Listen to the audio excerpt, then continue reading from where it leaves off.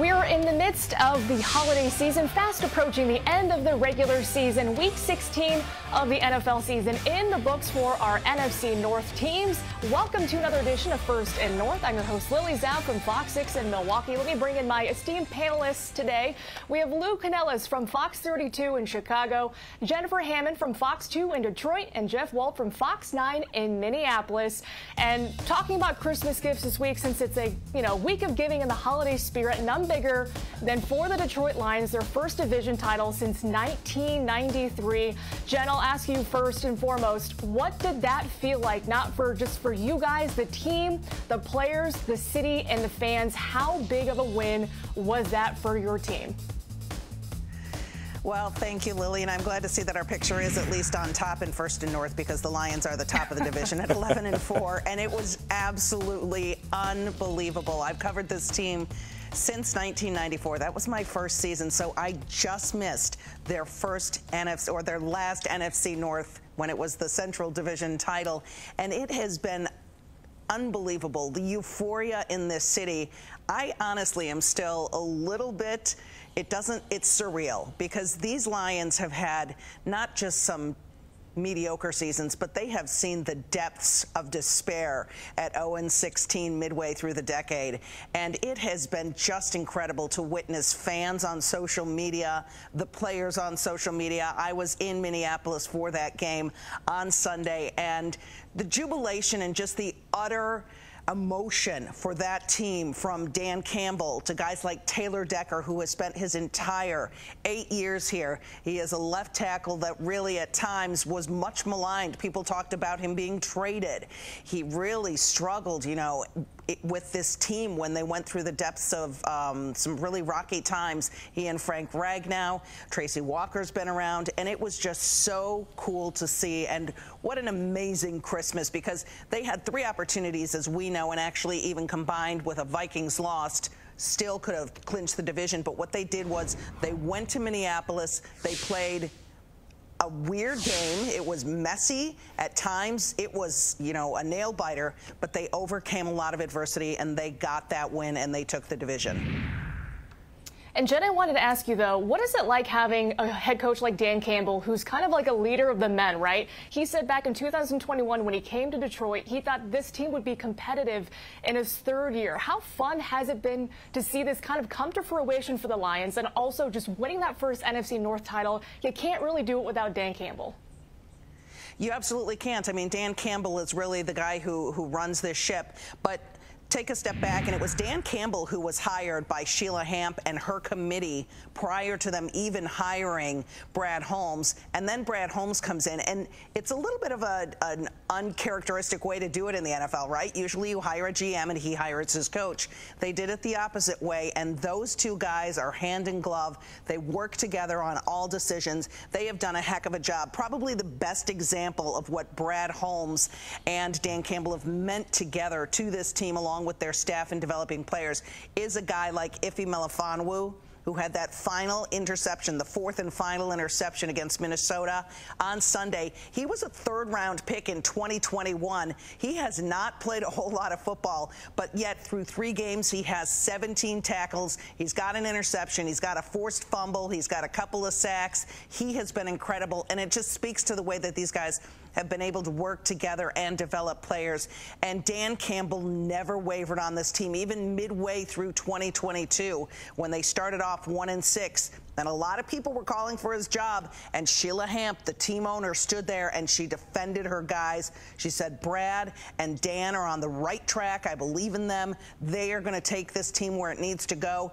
And even at the trade deadline, when everybody was screaming that they didn't do anything to help bolster the defensive line, they stood firm and said, we like the guys we've got. We're going to run with this group. And they really are a team in the truest sense of the word, and it showed on Sunday in clinching that division. And they're not done yet. They will say that to a man. There is more work to be done.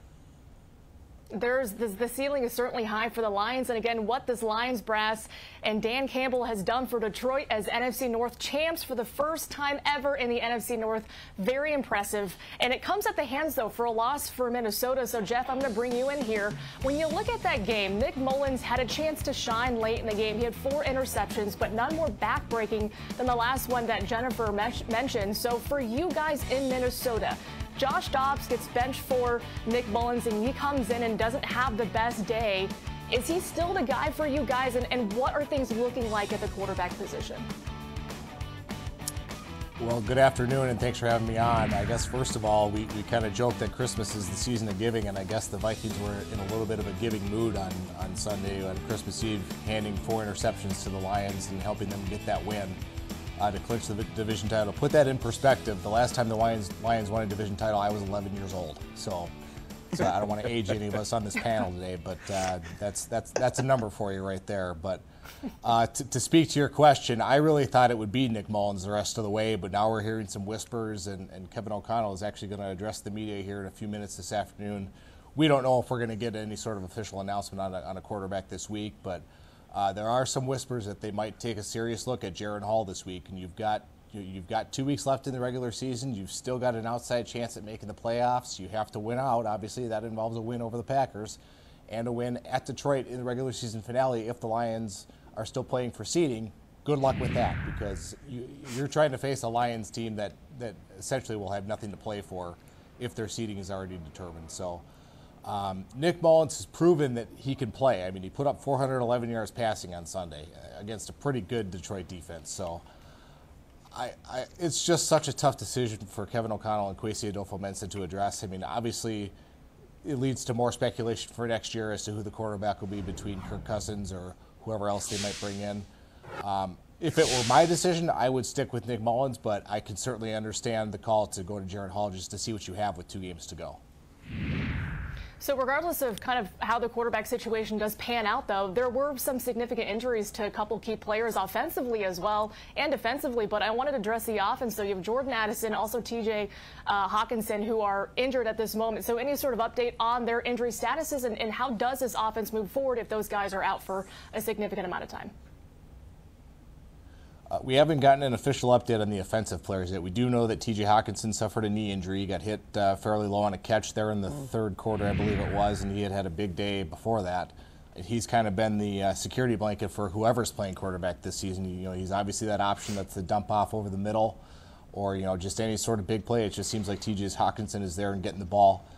Jordan Addison suffered an ankle injury. That was in the first half. I believe it was mid-second quarter. It was actually on Nick Mullins' second interception, and he was actually trying to chase down the defender who had the ball, and he got hit by his own teammate. So that's a tough blow. We're actually just getting updates right now. It looks like Hawkinson suffered MCL and ACL injuries, so he's going to go on IR. So TJ Hawkinson is done for the year, it looks like. We know that DJ Wanham, the defensive end, he suffered a torn quad, or a partially torn quad. He is probably done for the year. Looks like he's probably going to have surgery, and that's really tough because he was in the middle of a career year. I mean, he had 62 tackles, 8 sacks. He was really a menace on the other side of that defensive line with Danielle Hunter, who also is having his own career year. So just a couple of, 3 really massive blows for a team that's still trying to fight for that final playoff spot. It just might be physically and mentally too much to overcome at this point. Tough news there out of Minneapolis. Just a lot in flux, though, for the Vikings, and we'll get more to that Vikings-Packers matchup on New Year's Eve as well. But that's unfortunate to hear, Jeff, so thank you for that update. And let's now go to Lou Canellis in Chicago. And Lou, I mean, your Bears have doubled their win total from last season. You get a gift from the Packers, beating the Panthers to keep that top pick as well. Things are trending in the upwards direction for Chicago right now, isn't it? Well, let's hope so. That's for sure, Lily. And to my friend Jennifer Hammond, who I worked with many, many, many years ago, congratulations. I can feel your passion. Please send congratulations to Dan Miller as well for what the Lions accomplished this season. It's been since 2010 since the Bears won a playoff game in this town, so hopefully we're not far behind. But as Lily said, things are trending up, and you look back at the blown opportunities that the Bears had in closing out the Lions in Detroit, and then the Browns a couple of weeks ago. And this team could be on a 6-game banger right now at 9-6 and definitely in the mix for a playoff invite. Unfortunately, you have to learn to finish in this league, and the Bears have had a difficult time finishing football games while ahead. They have blown 3 bad leads over the course of this season, and it's really going to cost them a playoff opportunity. But as Lily touched on, they have doubled their win total from a year ago. They have a ton of cap space going into next year's offseason. Today, they hold Carolina's first-round draft pick, which has a 96.7% chance of being the #1 pick in the draft, whether Caleb Williams wants to come to Chicago or not. And should they go that route and draft a quarterback, Caleb Williams, Drake May, Jaden Reed, you pick whoever, then they will still have the opportunity to trade a Justin Fields and potentially earn themselves a second-round pick. So, yes, things are looking up for the Bears organization, but we get a little greedy here, Lily. We wanted the playoffs this year. I get it. We doubled our win output from a year ago, but we were so close to being invited to the playoff party, and because it isn't going to happen, it still hurts. There is always next year, though, like you mentioned, with the cap space and just a revived defense. Things I think are trending upwards for Chicago. But, Lou, I want to stick with the quarterback situation for you guys. Justin Fields, I thought, had a pretty solid outing despite the final stats. But then there was that kind of moment in the third quarter where you see him looking at the sidelines. I don't know if he was barking at Luke Getsy, the offensive coordinator, or whatnot. But in your opinion, does them sticking with Luke Getsy kind of hamper what this Bears team wants to do offensively? And do you think he is the guy in the future for Chicago at that position? Well, he's not the offensive coordinator for the future if Justin Fields is going to remain your starting quarterback. And while, yes, if you looked at it the way Justin Fields looked at it, and he said, listen, if I throw for 100 yards, it really doesn't matter as long as we win. That's what's most important.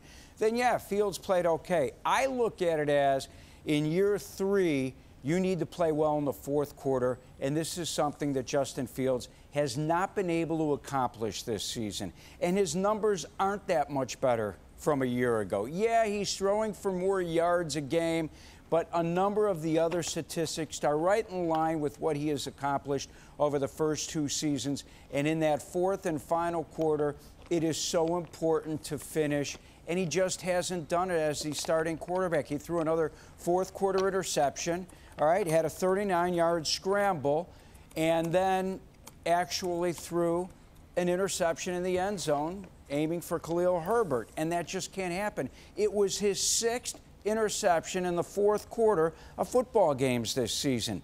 And at some point, a quarterback needs to grow and be able to close out the opposition and come up with the big play and have your team win because of you.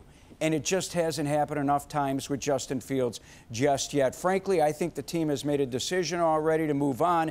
We will find out after these final 2 games here in Chicago.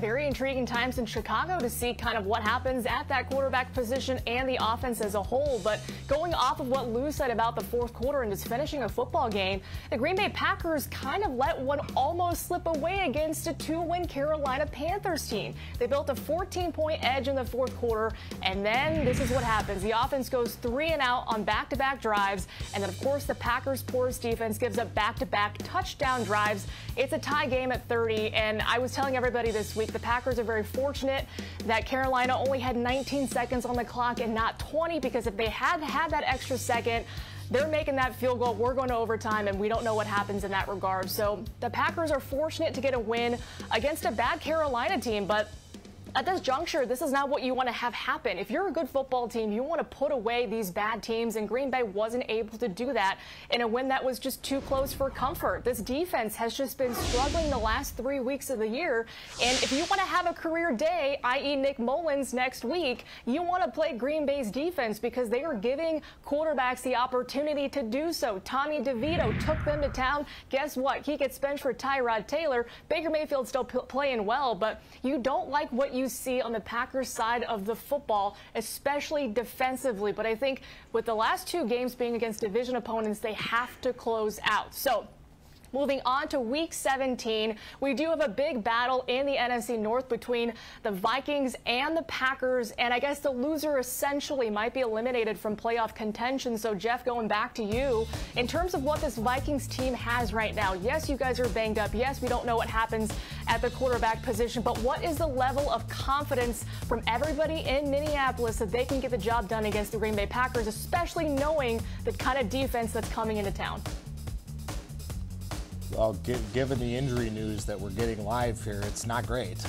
I mean, just to recap all this, TJ Hawkinson, torn ACL, torn MCL, he's out for the year, and that actually puts his status for the start of next season in doubt after getting a contract extension to be one of the highest paid tight ends in the league.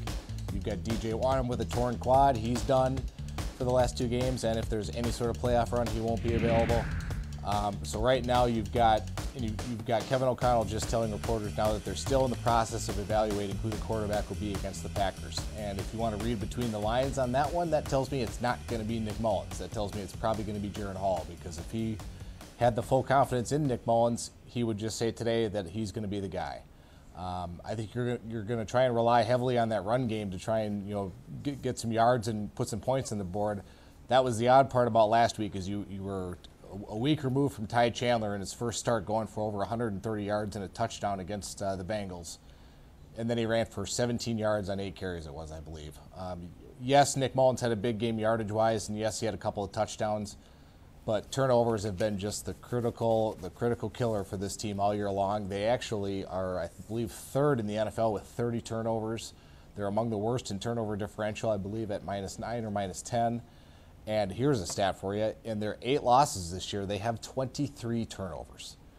You're just not going to be able to get the job done and get wins when you give the ball away. It's just that simple. And you could argue, in theory, that this team could be, instead of 7-8, you could argue that they could be 11-7 if they just simply wouldn't give the ball away. And the Packers certainly haven't taken the ball away, so I think they would like to hear that this is a possibility for them, and just unfortunate news again for you guys in terms of the injuries and, of course, the quarterback situation. Now, Jen, back to you in Detroit. The Lions don't really have the easiest of schedules to finish out the year, but you again have the division clinched. You have Dallas, a team that's kind of struggled the last couple of weeks. So how does this Lions team approach Mike McCarthy and the Dallas Cowboys with 2 weeks left? Well, I think a lot of people obviously know the story of the Dallas Cowboys this season, and that has been total domination on their home field, not so great on the road. They are 1-4 against teams with a winning record. In come the Lions with not just a winning record, but a whole lot of confidence after winning the NFC North, clinching the NFC North. But every single player, every single coach that we spoke to in Minneapolis on Sunday following that win continued to say, we're not done yet. And that means get the best possible seeding, trying for the 2nd seed, obviously still a real boost and a reality. Even the #1 seed is a possibility after that Ravens win over the Niners last night. So they are still playing for everything. I don't think we're going to see guys being rested unless by that last game against Minnesota at home, it is completely out of reach, improving their seed. The Dallas Cowboys are such a well-balanced team.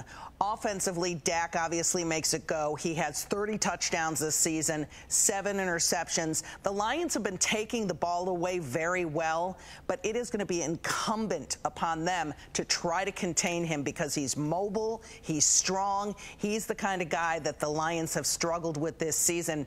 And I'm telling you, I think it's going to be an offensive shootout on Saturday night in the Big D. And interestingly enough, the Lions have been really good. They're undefeated in prime time. Certainly the Thanksgiving game, some would argue, was kind of a prime time game because it was for the entire nation to see when they lost to the Packers. But 8 o'clock, 7 o'clock or later, they are without a loss this season, and they're going to be ready for this one because they really want to use that as a measuring stick, in my mind, to show that they are a dominant team in the NFC, not just in the North, because the North, as we've seen, hasn't been that great this year. Lions, incidentally, are 2-2 against teams with a winning record, so kind of right down the middle there. But it's going to be a really fun game to watch, and I am so excited to see how the Lions are able to run the ball against Dallas and a really good run defense that has been slipping up as of late. And Jen, you mentioned the ceiling for this team. What more can they accomplish this year? I know they want to show that they do belong with the higher echelon of teams in the NFC, but what's that ceiling for the team this year, in your opinion?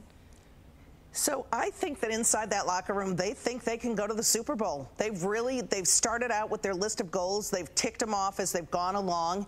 And midway through the season, after they were coming off that big shootout win against the Chargers, I was under the impression that people maybe were jumping the gun, talking about the Lions as a Super Bowl team, because the defense went through a stretch. It was like the offense started off really hot. They had 4 straight double-digit wins. And then they kind of started to slump a little bit because the defense started to fall down. In 6 straight games, they gave up 29 points or more. But now the defense has tightened it up a little bit. They've gotten some production from guys like Melon Fonwu. And also, they took Jerry Jacobs out as a starter at cornerback. They have tinkered around with that defensive front. They've got Bruce Irvin in there. They've got other guys that can rush. John Kaminsky has come on after kind of a slower start, and they're really starting to balance well. The linebackers have been playing well. They've been getting a lot of turnovers, and they've been taking care of the football. So it would almost feel like the Lions right now are playing some of their best football here late in December. And there's no reason to count them out for the Super Bowl conversation. But I think the better off they are with games home, or the higher seed, obviously, that they get, and they can get more games here at home at Ford Field, they're going to have a better shot at getting to that NFC title game. But it's pretty daunting to think they would have to go on the road and face San Francisco to get to the Super Bowl. I think most people think that's the way it's going to go. But we shall see. I mean, they've been really impressive as of late. And when teams keep losing, it changes the dynamic of the division altogether, or of the conference altogether. So we'll see. It certainly does, and we saw again the Niners lose to the Ravens last night, so things kind of still in flux here in the NFC, but the Lions certainly proving they are top dogs in the NFC. Meanwhile, Lou, I'm going to ask you about your Bears. You guys host the Atlanta Falcons. Taylor Heineke brought some new juju to their last game. Just what do you think about this matchup, and how important do you think it is for your defense to keep showing out against the Falcons? Well, not only the defense, Lily, it's so important for the Bears as a whole to go out and play well at home again. They've won 4 in a row at Soldier Field for the first time since 2018. So they're taking advantage of the home field advantage, number 1. Number 2, they are starting to build a winning culture, which is far more important than where they are going to draft, because they know they have Carolina's pick as well in the draft. Defensively, they're terrific right now with Montez Sweat, Justin Jones, Jaquan Brisker, the only 2 starters from last year's final game against Minnesota that are still part of this starting rotation, and that defense has been terrific. The running game got going this past weekend. They galloped for 250, 4th time in team history that happened. They soar up the ladder from 5th in the NFL to 2nd, and Justin Fields has as much to play for as anyone on this team, whether it's in Chicago or any other of the 31 NFL teams out there. He is playing for a new contract. So a lot at stake for the Bears. In comes the Falcons, another indoor team. They play in a dome in Atlanta. Let's hope they feel uncomfortable here in Chicago next Sunday with temperatures in the 30s. And the Bears still, it's so important for them to win these final 2 games against the Falcons Sunday at Soldier Field and then in Green Bay to wrap things up. They'd love nothing more than to be 8-9 going into an off season with plenty of promise. And then quickly here, Lou, you mentioned a bunch of things that you would want to see happen the next 2 weeks. Is there one thing in your mind that you say this needs to happen the next 2 games for me to feel optimistic about this Bears team heading into the offseason? Yeah, they need to win. It's really that simple. They need to win, and they need to close out football games. And frankly, I'd like to see them dominate against a potential playoff team like Atlanta on Sunday. They should. Falcons feel uncomfortable in the weather at Soldier Field. Bears now building a home field advantage. Play well, let the defense take over, go after Taylor Heineke. Hey, and that running game that everyone thought was going to be terrific in Atlanta with Robinson, it just hasn't been there. The Bears should win big, and then nothing better than to close out the season feeling really good, winning at Lambeau Field going into 2024. I'm going to say the same sentiment for the Green Bay Packers, minus that last thing that Lou said. The Packers want to beat the Bears to end their year because whether or not they get into the playoffs, because they do need some help, they also want to win out to say we are making strides in our first year with Jordan Love and these really, really young receivers and pass catchers. So things are kind of feeling like they're going to be going okay for Green Bay if they can win out, but we will see if they can do that against the Minnesota Vikings on New Year's Eve. All right, before we go here on First and North, wanted to ask everybody what they thought one word would mean to really encapsulate the next 2 weeks for each team in the NFC North. I'll start with the NFC North champs themselves, the Lions. Jennifer, what's your word? So the word for the Lions is going to be hunger. They've got to stay hungry to finish out this final 2-game stretch. What we talked about is protecting the ball, running the ball, doing the things really that they did in that Minnesota game. Even though it was a little too close for comfort and came down to that final play, they had a very simple recipe. 4 takeaways, 143 yards rushing. They got their young playmakers involved, and they showed resilience in coming back from a deficit and putting that defense out on the field and getting that clutch play at the end. One other thing for these Lions, they have 6 wins on the road this season. That is the first time that a Detroit team has done that since 1961. I know Lou wasn't even around in 1961. So it has been a long time. So the Lions have to continue to have that same hunger and take care of the football, use that recipe that has gotten them to 11 wins so far. I love it. All right, Lou, what's your word for Chicago? Jennifer, why did you have to go there? Why did you have to age me here on national TV? I still love you. The one word for the Bears, in my opinion, is promise. They have great promise these final 2 games, games that they feel they should win. Home against Atlanta, then on the road at Green Bay.